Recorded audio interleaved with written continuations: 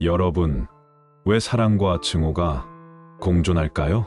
한 사람을 지독하게 사랑하면서 동시에 깊게 미워해 본 적 있나요?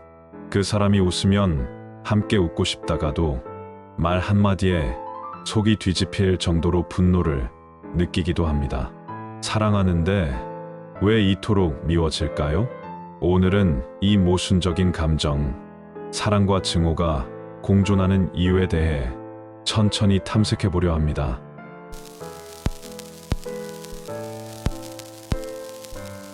심리학에서는 이 현상을 양가 감정이라고 부릅니다. 한 대상에게 서로 반대되는 감정을 동시에 느끼는 상태를 말하죠. 심리학자 프로이트는 말했습니다. 우리는 가장 사랑하는 사람에게 가장 깊은 상처를 주며 가장 큰 미움을 느낀다. 왜일까요? 그건 사랑하는 사람이 우리 감정의 가장 깊은 곳까지 도달할 수 있는 유일한 존재이기 때문입니다. 사랑은 마음을 열게 합니다. 하지만 마음을 연다는 건 누구도 접근할 수 없는 곳을 접근하도록 허용하는 것입니다. 그렇기 때문에 그만큼 상처받을 수 있는 가능성도 함께 여는 것입니다.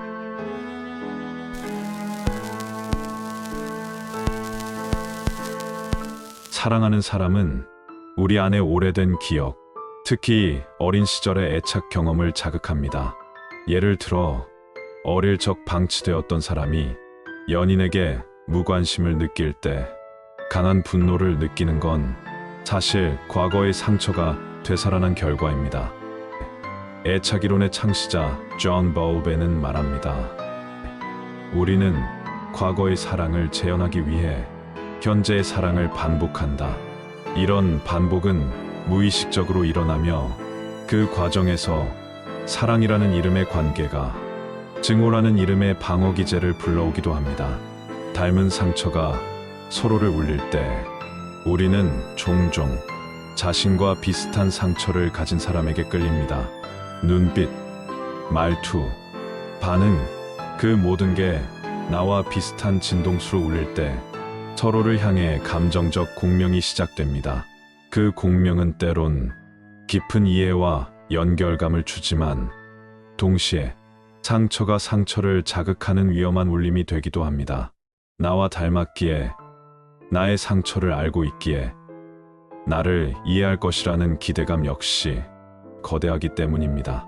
그렇다 보니 상처를 이해하고 감싸주는 마음이 커지는 것이 먼저가 아닌 같은 상처가 먼저 공명하면서 먼저 움직이는 것이지요. 상처가 상처를 자극하면 울리게 되니 그 증오심 역시 2배, 3배로 커지는 것이지요. 무라카미 하루키 노르웨이의 숲에 이런 구절이 있습니다. 그녀의 고통이 나의 고통을 건드렸다. 그래서 나는 그녀를 사랑했고 동시에 견딜 수 없었다. 공명은 같은 파장을 느끼는 순간 우리는 서로를 더 사랑하게 되지만 그 파장이 아플 때는 그만큼 강한 반작용도 일으킵니다. 사랑하면서도 증오하는 마음을 성경에서는 이렇게 말합니다. 내가 원하는 선은 행하지 아니하고 도리어 미워하는 그것을 행하노라. 성경은 인간의 복잡한 감정을 죄와 본성 그리고 은혜의 틀 안에서 해석합니다. 우리가 원치 않는 방식으로 사랑하는 이를 미워할 때 그건 죄가 아닌 인간의 연약함이라는 것이죠. 왜 연약함이라고 할까요? 미워함이란 그 사람을 있는 그대로 받아들이지 못한 나의 부족함을 드러내기 두려워하는 마음입니다. 그것을 인정하지 않기 위해 차라리 미워하기로 선택하는 것이지요. 상대를 미워하지 않고 받아들이는 것은 어려운 일입니다. 하지만 미워하는 것은 쉬운 방법입니다. 나를 다스릴 필요도 없고 상대의 입장에서 생각해 볼 필요도 없는 것이지요.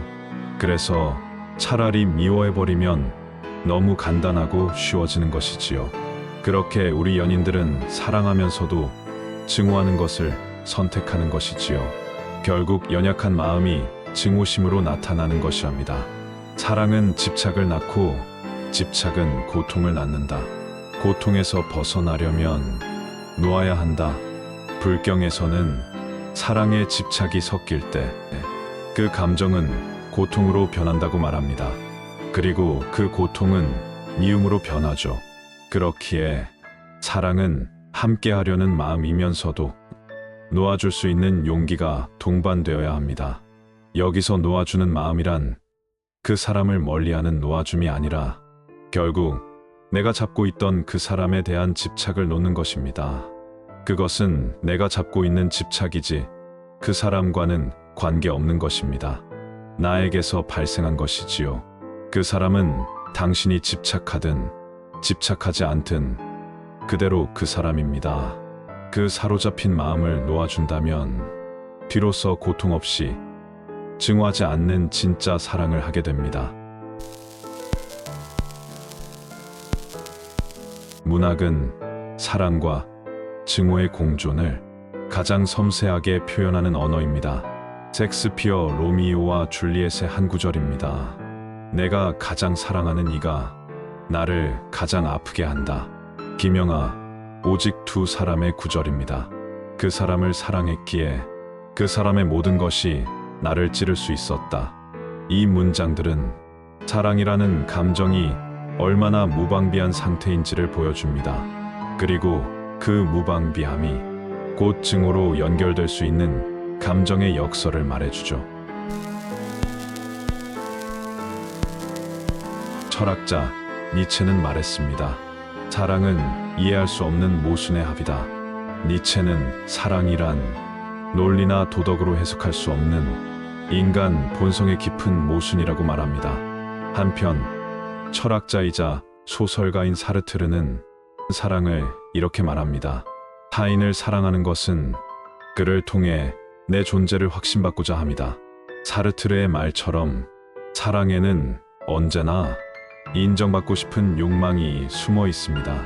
하지만 그 욕망이 채워지지 않을 때 우리는 사랑했던 그 사람에게 증오를 투사하게 되는 것입니다. 사랑은 결코 순수하기만 한 일직선이 아닙니다. 사랑은 언제나 복잡하고 얽히고 모순된 감정의 집합체입니다. 때문에 사랑은 미움으로 이어지고 미움은 다시 사랑을 그리워하게 만듭니다. 사랑은 끝나지 않습니다. 단지 이해받지 못한 순간들이 미움으로 바뀔 뿐입니다. 감정의 형태가 바뀌는 것이지요. 당신이 누군가를 사랑하면서 그 사람을 미워하고 있다면 그건 당신이 이상한 것이 아니라 그 사랑이 깊이 있었음을 보여주는 것일지도 모릅니다.